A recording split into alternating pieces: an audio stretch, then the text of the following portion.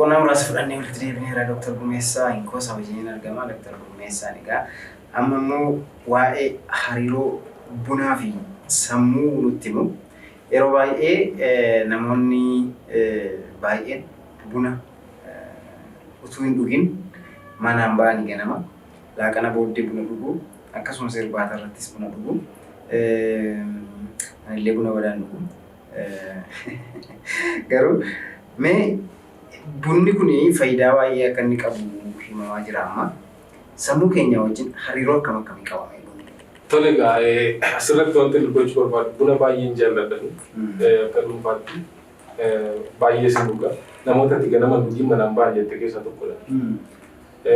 Guyyaas nan dhuga galgalas nan dhuga namootaan akka kana dhugaachuu osoo hin taane hariiroo isaan sammuu wajjin qaban irratti waa tokko haasa'uudhaaf bunni stimulant yookaan immoo si'eessituu sammuuti. Qorichoota saayikoo aktiif ta'an keessaa addunyaa irratti sadarkaa tokkoffaadhaan kan uummanni fayyadamaa jiru bunadha. Amma sitti dhufee dabalaadhuma jira fayyadamuusa jechuudha. Yeroo duraanii buna xiyyeeffannoon qorattootaa miidhaa inni qabu irratti ture. Amma immoo faayidaa inni qabu irratti xiyyeeffata. Bunni faayidaa baay'ee akka qabu even wantoota inni duraan ni miidha jedhamu kan inni faayidaatti gara faayidaatti wanta good news yookaan oduu gaarii baay'ee qabatanii as ba'aa jiru jechuudha. Ispeesifikaalii sammuu irratti haasa'uu yoo barbaade bunni keemikaalli adenoosiin jedhamu jira sammuu keenya keessa jechuudha. Akka nuyi raafnu kan taasisu, akka nuyi dadhabnu kan taasisu. Of course qaamni keenya rafuu yeroo qabutti rafuu qaba, dadhabuu yeroo qabutti dadhabuu qaba waan ta'eef keemikaala akkas godhu kana keemikaalli aktiiviin kaafeen jedhamu kan buna keessa jiru jechuudha. Istiraakchariin isaa adenoosiinii kana fakkaata. Dhaqeetti qabatee adenoosiinii kana ari'aa jechuudha. Adenoosiinii kana gaafa nari'u miira dadhabbii keessaa balleessa. Miira of jibbuu miira mukaa of keessaa depression jedhamu sanis keessaa balleessa jechuudha. Namoonni baay'eenis kan dhuganiif kanaaf nutti fakkaata. Akkati sirriitti hojii kee hojjettu, akkati dammaqxu, alertines dammaqiinsa kee dabala jechuudha. Dhalli namaa immoo alertines hin qabu taanaan dammaqiinsa hin qabu taanaan bakka kamitti hojii hojjetes fiixaan bahuun baay'ee ulfaata jechuudha. Eeriyaa kam keessa yoo jiraatu dammaqiinsa qabaachuu qabdu.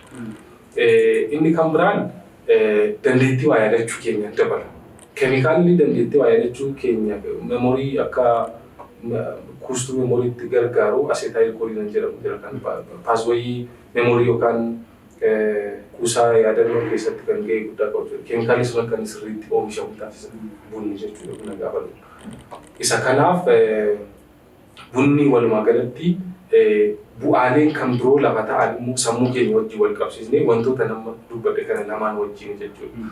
Waa tokko akka yaadatu erga si taasise sammuu kee akka inni alertii ta'ee yookaan dammaqee waa tokko hojjetu erga si taasise namoonni buna dhugan hojii isaanii keessatti namoota buna dhugne caalaa baay'ee successfully akka isaan ta'an yoon sitti hime kun wanta soba qabu jechuudha. Maaliif qorannoo kana qabatee as ba'a? Maaliif namni sammuun isaa dammaqaa ta'e tokko namni waa yaadatu tokko nama waa yaadan nama dammaqaa hin taane caalaa akka inni fiixa ba'umsa qabu kan inni beeku jechuudha. Kan biraan barataan fakkeenyaaf gaafa barnootaaf jedhee waa dubbisu. Gaafa barnootaaf jedhee waa dubbisu wanta sana yaadachuudhaaf buna dhuguun hin gargaaru. Kunis waa yaadachuu wajjin kan wal qabatu jechuudha. Inni kan biraan carraa of balleessuu namootaaf baay'ee hir'isa. Persentii 15 hir'isa qorannoon tokko akka baasutti carraa of ajjeesuu namaa persentii 15 hir'isachuun namni tokko gaafa of ajjeesuuf ka'u definitely of jaallatee of hin ajjeesu nama of jibbee of ajjeesu. Gammadee of hin ajjeesu gaddee of ajjeesu. Isa kana immoo bunni akkuma amma kaafne akka ofitti gammannu akka aktiif taanu alertii taanu hin godha erga ta'eeti isa kana agatee namarraa ari'aa jechuudha. Isa kanaaf bunni faayidaalee hedduu kan biraa hin qaba. Keessumaa sammuu irratti immoo faayidaan inni qabu keemikaalota kana lamaa wajjin wal qabatee akka nuun waa yaadannee dammaqnee waa tokko irratti fuulleffannee sirriitti hojii hojjennu taasisa jechuudha. Egaa dipendansii yookaan immoo irratti hirkachuu irratti maaltu jira? Sababiin isaa namoonni yoo buna dhugii mana ba'an yookaan immoo buna dhiisan dhukkubii garaagaraatti dhaga'amuu danda'a. Dhukkubii mataa dabalatee sun jira. Dipendansii irratti maaltu jira? Namoonni akka dipendant hin taane maal gochuu qabu? Asirratti wanta ani kaasuu barbaadu bunni namoota hundumaaf tokko miti baay'ee. Akkaataan itti buna dhugee itti wanta ni ta'uu fi buna dhugdee wanta bitaatu walatti. Namoonni tokko buna dhugaa rafu. Namni tokko buna siinii tokko dhugee akkam guutuu jabaa baasaa bula. Kuni maaliif keessoon namaa akkaataan inni itti buna fudhatu garaagarummaa guddaa qaba. Isa kanaaf namni hundumtuu buna dhuguu qaba, namni hundumtuu buna dhuguu hin qabu maal kan jedhamu dandeenya. Namoonni buna baay'ee jaalladha buna nan dhugaa buna dhiisuu danda'u. Ati immoo dhugatti. Isa kanaaf namoonni buna dhuganii mataa dhukkubbii itti kaasu jira. Namoonni maayigireenii qaban yoo buna baay'ee dhugan mataa dhukkubbii itti kaasu.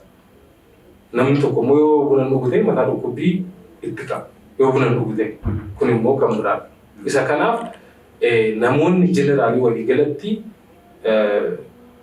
buna dhuganis mataa dhukkubbiin itti ka'u jira, yoo dhaban kan itti ka'u jira. Isa kana jeneraalaayiz goonee bakka tokkotti walitti qabee dubbachuun xiqqoo rakkisaadha. Haa ta'u malee bunni addikshinii isaa caalaatti waan deddeebitee addiktii taatee rakkachuu kee caalaa miidhaan inni qabu inni kan biraan maalidha? Wanti inni gochuu danda'u jechuudha. Namoonni tokko buna baay'ee yoo dhugan miira sodaachuu keessa galu. Miira sodaachuu, miira na'uu keessa galu. Miira kana keessa gaafa galan anzaayitii kan jennu sana jechuudha. Gaafa sana keessa galan waan baay'ee waan biraa keessa galuu danda'u. Inni kan biraan immoo buna gaafa dhugdu alertines yookaan dammaqinsi sadarkaatti si barbaachisuu qabu. Sadarkaa sanarra darbu konsentriit gochuu dadhabu jechuudha.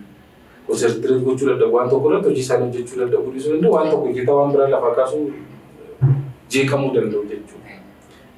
Inni kan biraa immoo namoonni dhukkuba sammuu qabanii dhukkuba sammuu keessumaa baayipoolar dizoorder jedhamu jira. Baayipoolar dizoorder jechuun namoota dhukkuba sammuu qaban al tokko baay'ee gammadanii al tokko immoo deebi'anii baay'ee gaddan jechuudha. Lamaan isaayyuu baay'ee biyya lafaa kanarratti wanti hunduu sarara qabu. Gammachuun sarara darbes dhukkuba, gaddi sarara darbes dhukkuba jechuudha. Namoonni akkasii kun gaafa buna dhuganii dhugaatii namoonni dhukkuba kana qaban baay'ee disorderii kana qaban gaafa buna dhugan episoodiin gammachuu isaanii yookaan gara lama jedheera baay'ee gammaduuf baay'ee gaddu abnormaalitii inni gammachuu isaanii sunutti ka'uu danda'a. Sana ofitti kaachuu danda'u jechuudha buna dhuguudhaan. Inni kan biraan immoo akkuma sila sii kaasee bunni nama dammaqsa jedhee akkuma sitti namni tokko fakkeenyaaf hojii hojjetaa oolee qaamni keenya boqonnaa fudhachuuf jedhee kan inni keemikaala addanoosin jedhamu sana maddisiisee akka itti dadhabdu si taasisu. Akka itti raftus kan si taasisu akka itti boqottu. Buna dhuddee keemikaalli sun qaama kee keessaa badee yoo rafuu dadhabde sammuun kee hojii hojjetaa iji keen ilaalaa qaamni kee kan garuu du'eera jechuudha. Baay'ee dadhabeera jechuudha. Inni kun boqonnaa qaamni kee fudhachuu qabu si dhoowwatee for the next day or sa'aatuma sanaaf baay'ee si miidhuu danda'a. Miidhaa kana qabaachuu danda'a. Garuu yoo haala keenyaaf dhaggeeffataa seeraan itti fayyadamne bunni faayidaa mana hin jedhamne qabaachuu sammuu keenya keessatti. Garaacha wajjin. Garaacha wajjin bunni kallattumaan garaacha dhukkuba garaachaa fida kan jedhu kallattumaan garaacha fida kan jedhu. Baay'ee dhukkubni garaachaa even nyaatonni spicy ta'an nama barbareen garaa na gube jedhaman ture.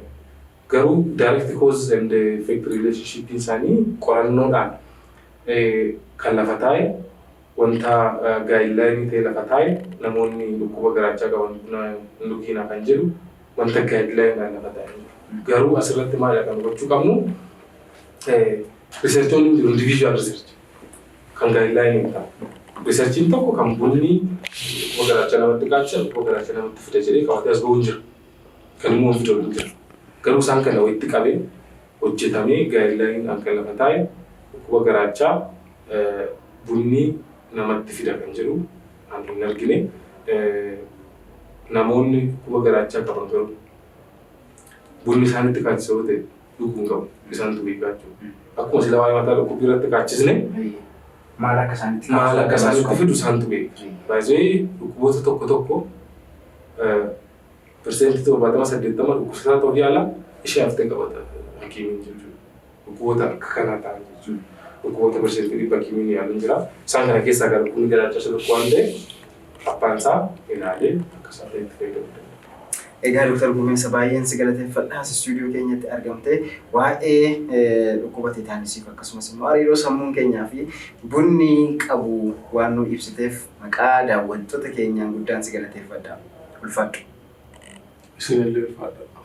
Egaan daawwattoota keenya turtiin keenya har'aa asuma irratti xumurama. Hamma torbanitti gaaffii kamiyyuu yoo qabaattan 7024 irratti bilbiltanii waa'ee fayyaa keessanii doktoroota mariisisuu dandeessu. Doktoroota muuxannoo qaban online jiru 7024 irratti yoo bilbiltan isaanii mariisisuu hin dandeessu. Torban sagantaa biraatiin walitti deebinaa. Hamma torbaniittuu bakka jirtanitti nagaan keessan haa eegamu. Nagaatti.